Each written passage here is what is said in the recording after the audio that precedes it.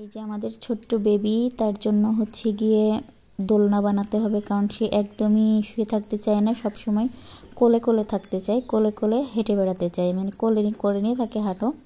তো আমরা তার জন্য বাসায় সব কিছু কিনে এনে, না মানে দোলনা না কিনেই আমরা বাসায় দোলনা কীভাবে বানাচ্ছি দেখুন। প্রথমে একটা ঝুড়ি কিনে নিয়ে আসছে 60 টাকা দিয়ে মাত্র।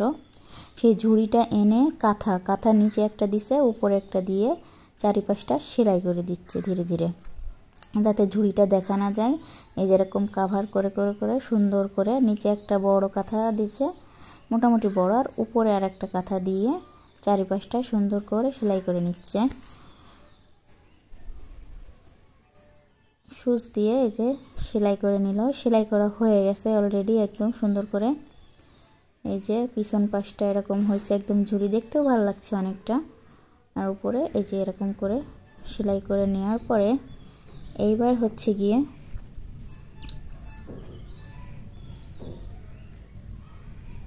যে রুমটাতে দোলনা আমরা আগেই বানাইছি সেখানে নিয়ে গেল। এই যে এটা আমাদের হাতে বানানো দোলনা, একদম ফ্যানের হুকের সাথে। এই যে মাঝখানে দুই পাশে দোলনা, আর মাঝখানে ছোট্ট ফ্যান থাকে যে বাতাসও খেতে পারবে গরমের দিনে।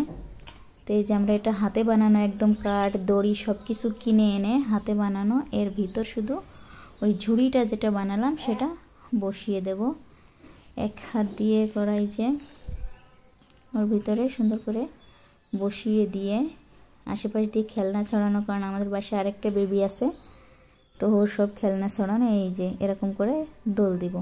যেহেতু ঝুড়িটা শক্ত, মানে কাঁথা দেওয়ার পরেও তো শক্ত থেকে যায়, এইবার ওর পরে আমরা বিছানা সেই চাদর বা কম্বল মোটা করে যেটা হোম হবে নরম, সেটা ওর পরে আরেকটা বিছানা বসাই দিব। এই যে তারপরে দোল দিলে কিন্তু বাচ্চা থাকবে। তো দেখুন আমরা বাচ্চাকে এবার এই যে এখানে বালিশ কম্বল যাতে শক্ত না হয়, নরম হয়, ওর পরে কাঁথা কম্বল দিয়ে তারপর বাবুকে শুয়ে দিয়েছি। এখনও চুপচাপ করে শুয়ে আছে, ও শুধু কান্না করছিল যে এমনি বিছানায় শোবে না, কোলে কোলে হাঁটবে। তো দোলনায় দিয়া মানে ভাবছে যে হাঁটা, আস্তে করে দোল দিচ্ছি, ভাবছে যে হাঁটছে দুলছে এভাবে। এই যে ও ঘুমিয়ে আছে, আর ওকে ঘুমোই দেওয়ার পরে এমনি শোয়ানোর সময় কিন্তু থাকছিল না বেশিক্ষণ, আধা ঘন্টার পরে উঠে যাচ্ছিল। আর এই যে 2 থেকে 3 ঘন্টা 4 ঘন্টা অনেকটা সময় বিকাল হয়ে গেছে, তারপরেও উঠছে না। তো যাদের বাচ্চারা এরকম মোড়া করতে থাকে, বয়স 1 মাস, তো আপনারাও হালকা এরকম দোলনায় দিয়ে হালকা, বেশি জোরে দোল দেবেন না, তাহলে কিন্তু ঝাঁকুনি হবে, মাথায় লাগবে। হালকা করে মনে হবে যে হেঁটে বেড়াচ্ছে, এরকম করে দিলে কিন্তু অনেকটা সময় থাকবে। এই যে ও তো অনেকটা সময়, আমি ওকে ডেকে তুলতে পারছিলাম না, ওর এতটা সময় আরাম পেয়ে ঘুমাচ্ছিল। তো খুব সহজে আপনারাও এভাবে বাড়িতে বানাতে পারেন বাচ্চার জন্য।